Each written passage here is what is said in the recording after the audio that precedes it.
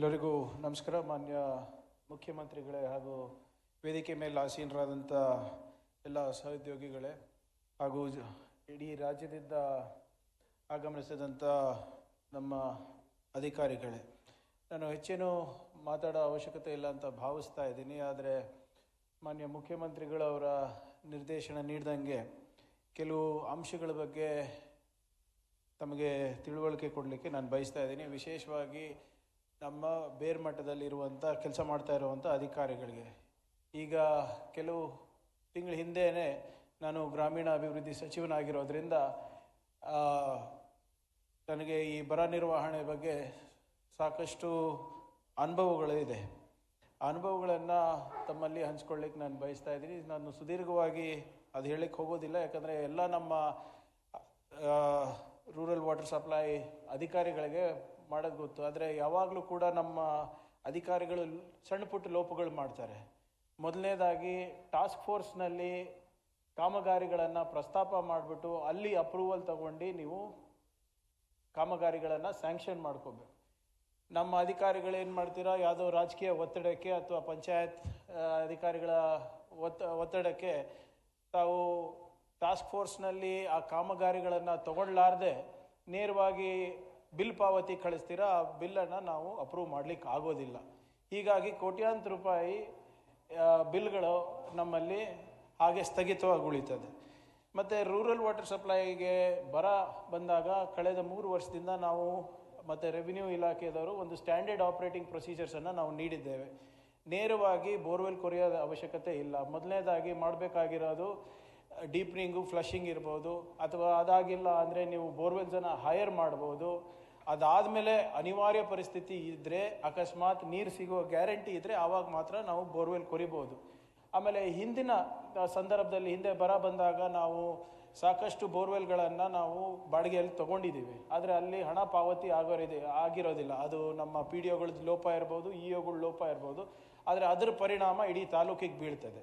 So ದಯವಿಟ್ಟು ಹಿಂದಿನ ಬಾಕಿಗಳೇನಿದೆ, ಬಿಲ್ಗಳಿರ್ಬೋದು ಅಥವಾ ಹೈರಿಂಗ್ ಟ್ಯಾಂಕರ್ಸ್ದಿರ್ಬೋದು, ಅವೆಲ್ಲನೂ ಕೂಡ ನೀವು ಕೊಟ್ಟರೆ ಸರ್ಕಾರ ಅದನ್ನು ಇಮಿಡಿಯೇಟಾಗಿ ಪಾವತಿ ಮಾಡಲಿಕ್ಕೆ ಆಗ್ತದೆ. ಅದನ್ನು ಎಲ್ಲರೂ ಕೂಡ ಗಣನೆಗೆ ತಗೋಬೇಕು ಅಂತ ತಮ್ಮಲ್ಲಿ ನಾನು ಮನವಿ ಮಾಡ್ಕೋತಾ ಇದ್ದೀನಿ. ಮತ್ತು ವಿಶೇಷವಾಗಿ ಮಾನ್ಯ ಮುಖ್ಯಮಂತ್ರಿಗಳು ಭಾಳ ಕಾಳಜಿ ವಹಿಸಿ ನಮ್ಮ ಇದು ಸ್ಪೆಷಲ್ ಇಂಟೆನ್ಸಿವ್ ರಿವಿಷನ್ ಬಗ್ಗೆ ಮಾತನಾಡಿದ್ದಾರೆ, SIR ಬಗ್ಗೆ. ಈ ಒಂದು ಲಾಜಿಕಲ್ ಡಿಸ್ಕ್ರಪೆನ್ಸಿ ಅಂತ ಹೇಳಿ ಈಗಾಗಲೇ ಸುಮಾರು 1,09,00,000 ಜನರಿಗೆ ಅವರ ಹಕ್ಕಿಂದ ದೂರ ಇಡುವಂಥ ಒಂದು ರೂಪರೇಷೆಯನ್ನು ಎಲೆಕ್ಷನ್ ಕಮಿಷನ್ ಅವ್ರು ಹಾಕ್ಕೊಂಡಂಗೆ ಕಾಣಿಸ್ತದೆ. ಆದರೆ ಯಾರಿಗೂ ಕೂಡ ನಾವು ಈ ಪ್ರಕ್ರಿಯೆಯಲ್ಲಿ ಮೋಸ ಆಗಲಾರ್ದಂಗೆ ನೋಡ್ಕೋಬೇಕಾಗ್ತದೆ.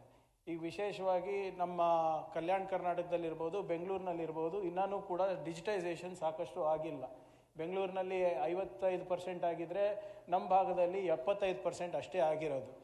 ಆಮೇಲೆ ಈಗಾಗಲೇ ಕೇಂದ್ರ ಸರ್ಕಾರದವರು ಕೆಲವು ವಿಷಯದಲ್ಲಿ SIRನಲ್ಲಿ ನಿಮ್ಮದು ಹೆಸರಿರಲಿಲ್ಲ ಅಂದರೆ ಕೇಂದ್ರ ಪುರಸ್ಕೃತ ಯೋಜನೆಗಳಿಂದ ದೂರ ಇಡಬೇಕು ಅಂತ ಕೂಡ ಅವರಾಗಲೇ ನಿರ್ದೇಶನಗಳನ್ನು ಕೆಲವು ಸ್ಟೇಟ್ಸ್ನಲ್ಲಿ ನೀಡಿದ್ದಾರೆ. ಸೊ ಅದರಿಂದ ದಯವಿಟ್ಟು ಈ SIR ಬಗ್ಗೆ ವಿಶೇಷ ಕಾಳಜಿ ಜಿಲ್ಲಾಧಿಕಾರಿಗಳಿರ್ಬೋದು, COಗಳಿರ್ಬೋದು, ಮತ್ತು ತಹಸೀಲ್ದಾರು ಮತ್ತು EOಗಳು ಕಾಳಜಿ ವಹಿಸಬೇಕು ಅಂತ ನಾನು ತಮ್ಮ ಹತ್ರ ಕೇಳ್ಕೊತಾ ಇದ್ದೀನಿ. ಆಮೇಲೆ ಭಾರತ್ ಜೋಡೋ ಯುವ ಸಂಘ ಇದ್ರ ಬಗ್ಗೆ ಸಾಕಷ್ಟು ಸರ್ಕ್ಯುಲರ್ಸ್ ಹೊರಡಿಸಿದ್ರು ಕೂಡ DC-ಗಳಾಗಲಿ COಗಳಾಗಲಿ ನೇರವಾಗಿ ಇನ್ನೂ ಕೂಡ ಶಾಸಕರ ಹತ್ರ ಸಮಾಲೋಚನೆ ನಡೆಸಿ ಯಾವ ರೀತಿ ಇದನ್ನು ಮುಂದೆ ತಗೋಬೇಕು ಅಂದ್ಬಿಟ್ಟು ಮಾಡಿಲ್ಲ. ಅದನ್ನು ಕೂಡ ಆದಷ್ಟು ಬೇಗ ಆಗಬೇಕು ಅಂತ ತಮ್ಮ ಹತ್ರ ಕೇಳ್ಕೊತಾ ಇದ್ದೀನಿ. ಮತ್ತು ವಿಶೇಷವಾಗಿ COಗಳು ಮತ್ತು DC-ಗಳು EO ಅಥವಾ PDO ಲೆವೆಲ್ಗಳಲ್ಲಿ ಮೀಟಿಂಗ್ ತಗೊಂಡು ಭಾರತ್ ಜೋಡೋ ಯುವ ಸಂಘದ ರೂಪರೇಷೆಯನ್ನು ತಿಳಿಸ್ಬೇಕು ಸರಿಯಾಗಿ ಅಂದ್ಬಿಟ್ಟು ನಾನು ಕೂಡ ಮನವಿ ಮಾಡ್ಕೋತಾ ಇದ್ದೀನಿ. ಅದಲ್ಲದೆ ಇನ್ಶೂರೆನ್ಸ್ ಬಗ್ಗೆ ಮಾನ್ಯ ಮುಖ್ಯಮಂತ್ರಿಗಳು ಈಗಾಗಲೇ ಹೇಳಿದ್ದಾರೆ. ಇದನ್ನು ಸ್ವಲ್ಪ ಹಿಂದೆ ಸಾಕಷ್ಟು ಲೋಪಗಳಾಗಿದೆ. ಉದಾಹರಣೆಗೆ ಒಂದು ಊರಿನಲ್ಲಿ ಒಂದು ಹೊಲಕ್ಕೆ 5,000 ಇನ್ಶೂರೆನ್ಸ್ ಬಂದಿದ್ದರೆ ಪಕ್ಕದ ಹೊಲಕ್ಕೆ ಬರೀ ₹5 ಬಂದಿರೋದು ಕೂಡ ನಾವು ನೋಡಿದ್ದೇವೆ. ಆ ಲೋಪಗಳನ್ನು ನಾವು ಯಾವ ರೀತಿ ತಿದ್ಕೋಬೇಕು ಅಂದ್ಬಿಟ್ಟು ನಾವು ನಮ್ಮ DC-ಗಳು ಮತ್ತು COಗಳು ನೋಡಬೇಕಾಗ್ತದೆ. ಕ್ರಾಪ್ ಕಟ್ಟಿಂಗ್ ಎಕ್ಸ್ಪೆರಿಮೆಂಟ್ಸ್ ಇನ್ನೂ ಹೆಚ್ಚಾಗಿ ವಿತ್ ಪಬ್ಲಿಕ್ ಟ್ರಾನ್ಸ್ಪರೆನ್ಸಿ ಮಾಡಬೇಕಾಗ್ತದೆ.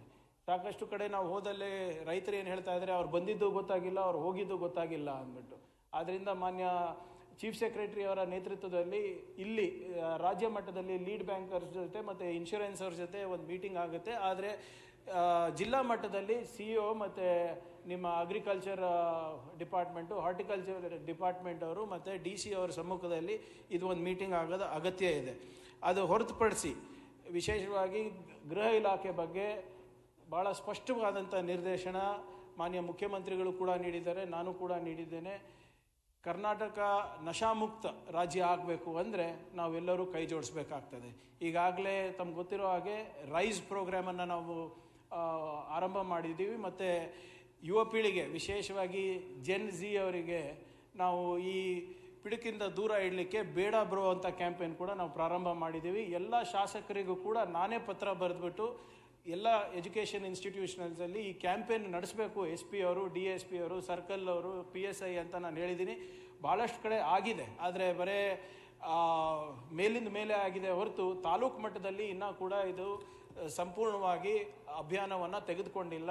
V are giving you exactly 2 weeks time, 2 ವಾರದ ಒಳಗಡೆ ದಯವಿಟ್ಟು ಈ ಅಭಿಯಾನವನ್ನು ಪ್ರತಿಯೊಂದು ಕಾಲೇಜಿಗೆ ತಲುಪಿಸ್ಬೇಕು. ಪ್ರತಿಯೊಂದು ಯುವ ಸಮುದಾಯಗಳ ಏನು ಸಂಘಟನೆಗಳಿದೆ, ರೋಟರಿ ಇರ್ಬೋದು, ನಿಮ್ಮ ಯೂತ್ ಕ್ಲಬ್ಸ್ ಇರ್ಬೋದು, ನಿಮ್ಮ ಲಯನ್ಸ್ ಕ್ಲಬ್ ಇರ್ಬೋದು, ಬೇರೆ ಬೇರೆ ಸಂಘಟನೆಗಳು ಇರ್ಬೋದು, ಯಾರು NGOಗಳು ಇರ್ಬೋದು, ಅವ್ರ ಮುಖಾಂತರ ತಾವು ಈ ಬೇಡ ಬ್ರೋ ಕ್ಯಾಂಪೇನು ಅಥವಾ ನಶಾಮುಕ್ತ ಕರ್ನಾಟಕದ ಅಭಿಯಾನದ ಬಗ್ಗೆ ಇನ್ನೂ ಹೆಚ್ಚು ಜಾಗೃತಿ ಮೂಡಿಸಬೇಕು ಅಂತ ತಮ್ಮ ಹತ್ರ ಕೇಳ್ಕೊತಾ ಇದ್ದೀನಿ. ಮತ್ತು ಭಾಳ ಸ್ಪಷ್ಟವಾಗಿ ನಮ್ಮ SP ಗಳಿಗೆ ಮತ್ತು ಕಮಿಷನರ್ಗಳಿಗೆ ನಿರ್ದೇಶನ ನೀಡಲಾಗಿದೆ.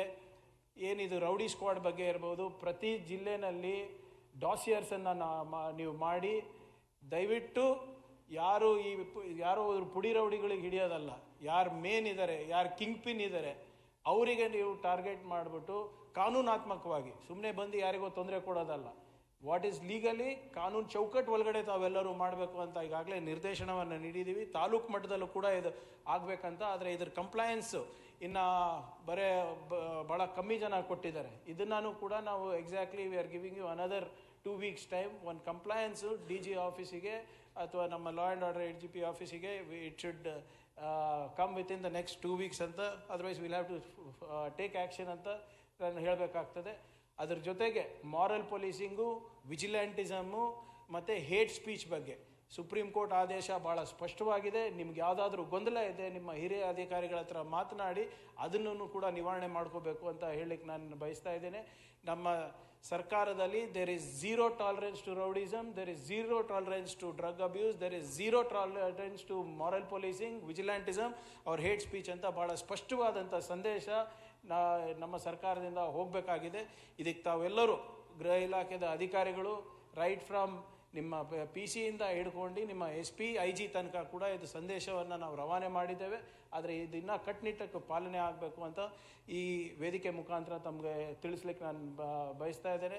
ಮಾನ್ಯ ಮುಖ್ಯಮಂತ್ರಿಗಳು ಹೇಳ್ದಂಗೆ ಇದು ಯಾವುದೋ ವೈಯಕ್ತಿಕ ಕಾರ್ಯಕ್ರಮ ಅಲ್ಲ, ಇದು ಮಾನ್ಯ DK ಶಿವಕುಮಾರ್ ಅವರ ಕಾರ್ಯಕ್ರಮ ಅಲ್ಲ, ಇದು ಕರ್ನಾಟಕ ರಾಜ್ಯದ ಕಾರ್ಯಕ್ರಮ, ಕರ್ನಾಟಕದ ಜನರ ಕಾರ್ಯಕ್ರಮ. ಒಬ್ಬ PDO ಇರ್ಬೋದು, ಒಬ್ಬ ಪೊಲೀಸ್ ಕಾನ್ಸ್ಟೇಬಲ್ ಇರ್ಬೋದು, ಇವತ್ತು ನೇರವಾಗಿ ಮುಖ್ಯಮಂತ್ರಿಗಳ ಜೊತೆ ಮಾತನಾಡ್ತಾ ಇದ್ದಾರೆ ಅಂದರೆ that means you are a part of team Karnataka. Team Karnataka ಯಾರಿಗೆ ಕೆಲಸ ಮಾಡ್ತಾ ಇರೋದು? ಕರ್ನಾಟಕದ ರಾಜ್ಯದ ಜನರ ಹಿತಾಸಕ್ತಿಗೆ ಕೆಲಸ ಮಾಡ್ತಾ ಇರೋದು. ಆರ್ಥಿಕವಾಗಿ, ಸಾಮಾಜಿಕವಾಗಿ ನಾವು ಇಡೀ ದೇಶದಲ್ಲೇ ಒಂದು ಮಾದರಿ ಸಮಾಜ ಆಗಬೇಕು ಅಂದರೆ ನಾವೆಲ್ಲರೂ ಒಗ್ಗಟ್ಟಾಗಿ ಒಮ್ಮನಸ್ದಿಂದ ನಮ್ಮ ಜನರ ಸೇವೆಗೆ ನಾವು ಪಣ ತೊಡಬೇಕು ಅಂತ ಹೇಳಲಿಕ್ಕೆ ನಾನು ಬಯಸ್ತಾ ಇದ್ದೀನಿ. ಮಾನ್ಯ ಮುಖ್ಯಮಂತ್ರಿಗಳವರ ಭಾಷಣದಲ್ಲಿ ಭಾಳ ಸೂಕ್ಷ್ಮವಾಗಿ ಹೇಳಿದ್ರು. ವಿಧಾನಸೌಧದ ಮೇಲೆ ಹೈಕೋರ್ಟ್ ಎದುರುಗಡೆ ಕೆತ್ತಿದ್ದೇವೆ, ಕಾಯಕವೇ ಕೈಲಾಸ ಅಂದರೆ ವರ್ಕ್ ಈಸ್ ವರ್ಷಿಪ್ ಅಂತ. ಹಂಗಂತ ಎಲ್ಲ ಕೆಲಸ ದೇವ್ರಿಗೆ ಬಿಡೋಕ್ಕಾಗೋದಿಲ್ಲ. ನಾವು ಎಲ್ಲರೂ ಒಗ್ಗಟ್ಟಾಗಿ ಸೇರಿ ಜನರ ಸೇವೆಯನ್ನು ಮಾಡಬೇಕಾಗ್ತದೆ, ಪ್ರಜಾ ಸೇವೆಯನ್ನು ಮಾಡಬೇಕಾಗುತ್ತೆ. ಇದಕ್ಕೆ ತಾವೆಲ್ಲರೂ ನಮ್ಮಲ್ಲಿ ಆಗುವಂಥ ಅಳಿಲು ಸೇವೆಯನ್ನು ಮಾಡಿ ಕರ್ನಾಟಕ ರಾಜ್ಯವನ್ನು ಇಡೀ ರಾಷ್ಟ್ರದಲ್ಲೇ ಒಂದು ಮಾದರಿ ರಾಜ್ಯ ಮಾಡಲಿಕ್ಕೆ ತಾವೆಲ್ಲರೂ ಸಹಕರಿಸ್ತೀರಾ ಅಂತ ನಾನು ಭಾವಿಸ್ತಾ, ಒಂದು ಯುಗ ಪ್ರಾರಂಭ ಮಾಡಬೇಕು ಅಂತ ಏನು ಮುಖ್ಯಮಂತ್ರಿಯ ಸಂಕಲ್ಪ ಇದೆ, ಒಂದು ಯುವ ಕರ್ನಾಟಕದ ನಿರ್ಮಾಣ ಮಾಡಬೇಕು ಅಂತ ಮಾನ್ಯ ಮುಖ್ಯಮಂತ್ರಿಗಳ ಸಂಕಲ್ಪ ಇದೆ. ಅದಕ್ಕೆಲ್ಲರೂ ತಾವು ಕೈ ಜೋಡಿಸ್ತೀರಾ ಅಂತ ಭಾವಿಸ್ತಾ ಒಂದೆರಡು ಮಾತು ಮುಗಿಸ್ತೀನಿ. ಜೈ ಹಿಂದ್, ಜೈ ಕರ್ನಾಟಕ. ಧನ್ಯವಾದಗಳು ಸರ್. ಕೊನೆಯದಾಗಿ